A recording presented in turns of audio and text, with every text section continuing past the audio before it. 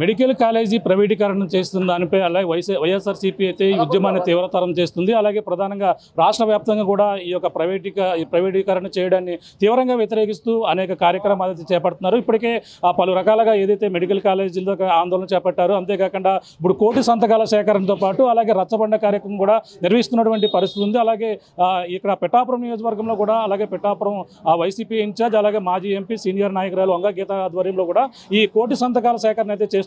ప్రస్తుతం ఈ యొక్క తన వార్డులో ఏదైతే పిఠాపురంలో ఉన్నటువంటి తమ వార్డులో కూడా ఇక్కడ పల్లపీది రామాలయం వద్ద ఈ యొక్క కోటి సంతకాల సేకరణ ఈ యొక్క కాలేజీలను ప్రైవేటీకరణ చేయడం దానిపై కూడా తీవ్రంగా వాళ్ళనైతే దీనైతే కోటి సంతకాలు అయితే సేకరిస్తున్నటువంటి పరిస్థితి ఉంది. ప్రస్తుతం మేడం గారు మాట్లాడే ప్రయత్నం చేద్దాం. మేడం చెప్పండి, ఈ కోటి సంతకాల సేకరణ ఇప్పటికే కాలేజీ దగ్గర ఆందోళన చేపట్టారు. ఇప్పుడు కోటి సంతకాల సేకరణ ఏ విధంగా ఉంది ప్రజల నుంచి స్పందన?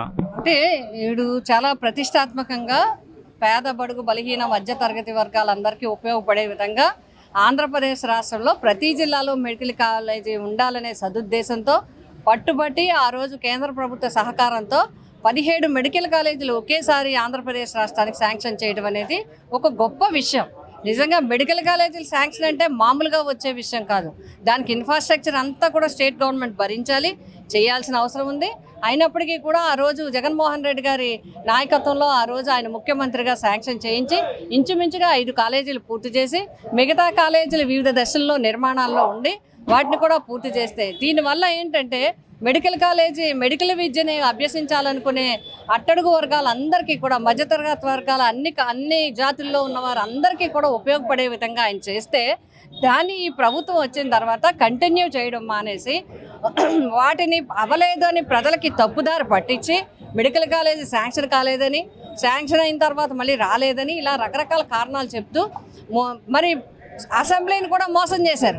ఎందుకంటే 33+33 ఇలా ఎప్పుడూ ఎక్కడా జరగలేదు. 33 సంవత్సరాలు ఇచ్చి తర్వాత మళ్ళీ 33 సంవత్సరాలు అంటే 66 సంవత్సరాలు ప్రైవేటు వ్యక్తులకి ఈ మొత్తం కాలేజీలే కాకుండా కాలేజీలు అటాచ్ అయిన హాస్పిటల్స్ మొత్తం అన్నీ అంటే వైద్య విద్య, వైద్య సేవలు ఇవన్నీ పేదవారికి ఉండేవన్నీ కూడా వ్యాపారాత్మకంగా ఆలోచించి కేవలం వ్యాపార దృష్టితోనే ఆలోచించి వాటినన్నింటినీ కూడా ప్రైవేటీకరణ చేయడం అనేది జరిగింది. స్టార్టింగ్ నుంచి కూడా జగన్మోహన్ రెడ్డి గారు ఈ చర్యను వ్యతిరేకిస్తూనే ఉన్నారు. అందుకే మేము వివిధ దశల్లో నియోజకవర్గ స్థాయిలో, జిల్లా స్థాయిలో, రాష్ట్ర స్థాయిలో కూడా ఉద్యమం చేసినప్పటికీ కూడా ఈ ప్రభుత్వము ప్రజా వ్యతిరేక విధానంతో కేవలం వ్యాపార దృక్పథంతోనే మెడికల్ కాలేజీలన్నింటినీ ప్రైవేటీకరణ చేయడం జరిగింది. దీన్ని తీవ్రంగా నిరసిస్తూ మేము అనేక కార్యక్రమాలు జగన్మోహన్ రెడ్డి గారి నాయకత్వంలో మేము తీసుకున్నాం. అందులో భాగంగానే గవర్నర్ గారికి ఒక వినతి పత్రం సమర్పించాలనే ఉద్దేశంతో కోటి సంతకాలు చేసి వారికి ఇవ్వాలనే ఉద్దేశంతో మనం అంతా కూడా ఈ రాష్ట్ర వ్యాప్తంగా చేయడం జరుగుతుంది. అందులో భాగంగా పిఠాపురం నియోజకవర్గంలో కూడా 3 మండలాలు 2 మున్సిపాలిటీల్లో కూడా కార్యక్రమాలు తీసుకోవడం జరిగింది. కార్యక్రమాలు ముమ్మరంగా సాగుతున్నాయి. మరి మా క్యాడర్ అంతా కూడా మా వైఎస్ఆర్సీపీ కుటుంబ సభ్యులు వివిధ స్థాయిల్లో సంస్థాగతంలో ఉన్న వారందరూ కూడా ఏకమై ఈ సంతకాల సేకరణకు వెళ్ళినప్పుడు ప్రజల నుంచి కూడా అనూహ్యమైన మద్దతు వస్తుంది. అందరూ కూడా ప్రతి ఒక్కరు కూడా ఇది చాలా దుర్మార్గపు చర్య. మరి మన మహిళలతో మాట్లాడితే చాలా అన్యాయం, ఇది దుర్మార్గపు చర్య.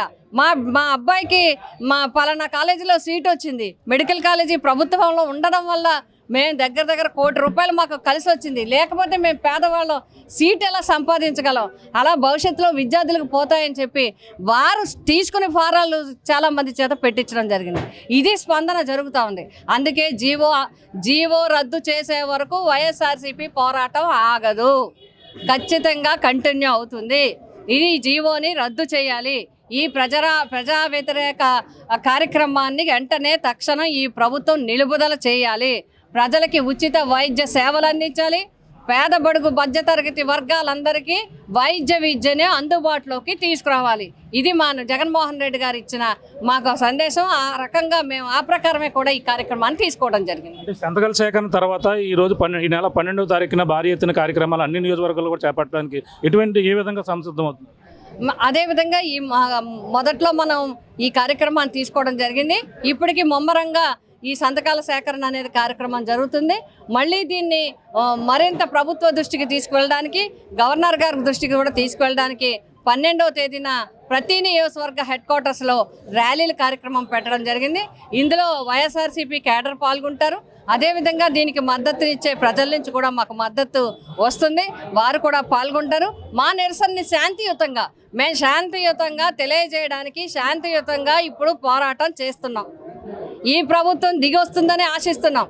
ఈ కూటమి ప్రభుత్వము వ్యాపార దృక్పథం మాని ప్రజల పక్షాన ఆలోచిస్తుందని అంబేద్కర్ గారు, బాబా ఫూలే గారు వారు చెప్పే సందేశాన్ని, ఆదేశాన్ని ఈ ప్రభుత్వం పాటిస్తుందని మేము విశ్వసిస్తున్నాం. అంటే గత ప్రభుత్వంలో అలాగే వైసీపీ అప్పులు మిగిల్చి వెళ్ళింది. ఇవన్నీ కూడా ఇప్పుడు ప్రైవేట్ కాలేజీలు కేవలం శంకుస్థాపన మాత్రమే ఉన్నాయి.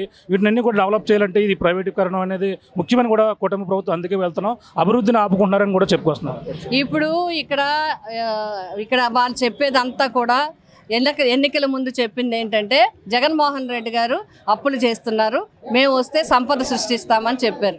కానీ ఇక్కడ సంపద సృష్టి లేదు, ఆర్థిక పరిపుష్టి లేదు.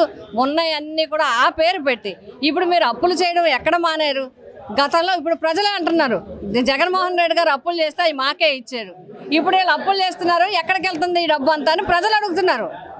చెట్టు కింద కూర్చున్న ఒక పెద్ద వ్యక్తులు అడుగుతున్నారు, రాజకీయాలు చర్చించుకునే వ్యక్తులు మాట్లాడుతున్నారు ఈరోజు ఏమవుతుందని. అంతేకాదు ఈ మెడికల్ కాలేజీలు ఒకటి ఈ మధ్యన చూస్తూ ఉన్నాం, పశువుల హాస్పిటల్ ప్రైవేటీకరణ చేస్తామంటున్నారు. మరి అది ఎంతవరకు నిజమో తెలియదు. ఇప్పుడు ఎక్కడైనా చూస్తే మరి ఉదాహరణకి కాకినాడ చూద్దాం. కాకినాడ అంటే పెన్షన్స్ ప్యారడైజ్ కింద లెక్క. చక్కగా ఒక పద్ధతిలో అక్కడ కార్యక్రమాలు, రోడ్లు కానీ సిటీ కానీ ఏర్పడి ఇప్పుడు అన్ని పార్కులు కూడా మొత్తంగా ప్రైవేటీకరణ. అంటే కనీసం ప్రజలకి పార్కుకి వెళ్ళడానికి కూడా స్వచ్ఛందంగా లేదు. మళ్ళీ ఎంతో కట్టి మీరు కార్డు తీసుకోమంటారు, కార్డు తీసుకున్న వాళ్ళే రమ్మంటారు, రకరకాల కారణాలు. కాబట్టి మొత్తంగా వీళ్ళు ఏం సంపద సృష్టి అంటే ప్రజల ఆస్తిని, ప్రజలకున్న అవకాశాలని, ప్రజలకు వచ్చిన కాలేజీలని వీటన్నిటినీ కూడా ప్రైవేటీకరణ చేసి ప్రైవేటు వ్యక్తులకు అమ్మేయడమే సంపద సృష్టి. అలాంటి సంపద ప్రజలకి వద్దు.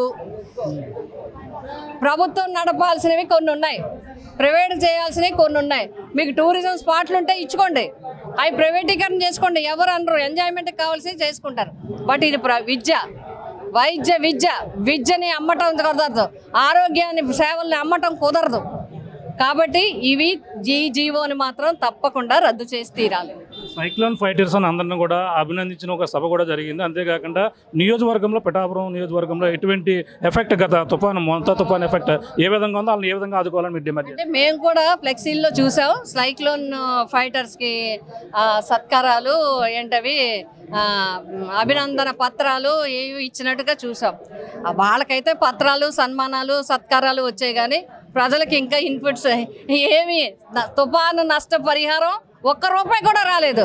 మరి అంత ఫైట్ చేసిన వాళ్ళందరూ కూడా ఇప్పుడు పోయిన ప్రతి పంటకి డబ్బు ఇప్పించాలి, నష్టపోయిన ప్రతి కుటుంబానికి డబ్బు ఇప్పించాలి.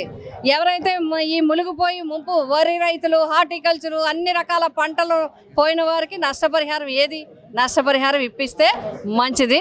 లేదంటే దాని మీద కూడా వైఎస్ఆర్సీపీ పోరాటం చేస్తుంది. కేంద్ర బృందం పర్యటిస్తుంది అంటున్నారు, ఇక పిఠాపురం వచ్చిందండి, కేంద్ర బృందం వచ్చిందంటారా? ఇంకా మరి పిఠాపురం వచ్చినట్టుగా మాకు తెలియదు. కేంద్ర బృందం ఆంధ్ర రాష్ట్రానికి వచ్చినట్టు చెప్పారు. మరి అది ఎక్కడికి వచ్చారో, అంబేద్కర్ కోనసీమ జిల్లాకు వచ్చారో లేదా మరి ఇక్కడికి వచ్చారో ఇంకా మాకు తెలియదు. తప్పనిసరిగా రెవెన్యూ అధికారులతో మేము మాట్లాడతాం. ఎంతవరకు మొన్ననే జేడీ గారితో, ఆర్డీఓ, జేసీ గారు అందరితో కూడా మాట్లాడాం. అన్నీ మేము నోట్ చేసి పంపించామని చెప్పారు. ఎన్యూమరేషన్ అన్నారు. ఇంకా ఎన్యూమరేషన్లో కూడా కొంతమంది రైతులు మాకు రాయలేదు అంటున్నారు.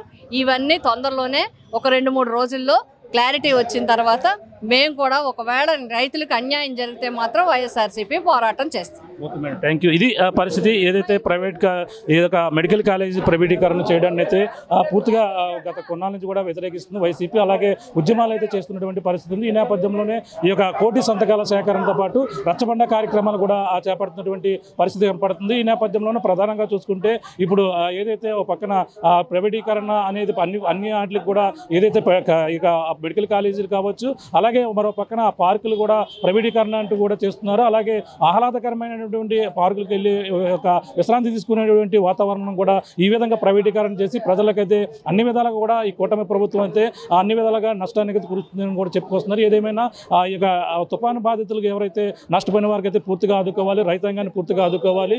అలాగే ఈ యొక్క సైక్లోన్ ఫైటర్స్ అంటూ కూడా అవార్డులు ఇచ్చుకోవడం కాదు, అలాగే నష్టపోయిన వారిని పూర్తిగా ఆదుకోవాలంటూ కూడా అలాగే మాజీ ఎంపీ అలాగే పిఠాపురం వైసీపీ ఇన్ఛార్జ్ వంగ గీతా విశ్వనాథ్ గారు డిమాండ్ చేస్తున్నటువంటి పరిస్థితి ప్రధానంగా ఉంది. అలాగే 12వ తేదీనైతే భారీ ఎత్తున ఈ యొక్క కార్యక్రమం అన్ని నియోజకవర్గాల్లోనూ కూడా ఈ యొక్క సంతకాల సేకరణ అనంతరం ఈ ప్రైవేటీకరణపై కూడా భారీ ఎత్తున ఈ యొక్క ర్యాలీలు కూడా నిర్వహిస్తున్నట్టుగా కూడా చెప్పుకొస్తున్నారు. ఇది కూడా తాజా పరిస్థితి. కెమెరా అనిల్తో ప్రకాష్, RTV, పిఠాపురం నుంచి. చరిత్ర సృష్టించినోడు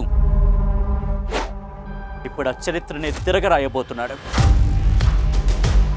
అబద్ధాల గోడల్ని బద్దలు కొట్టి నిజాలను రాగా మీ ముందుంచబోతున్నాడు.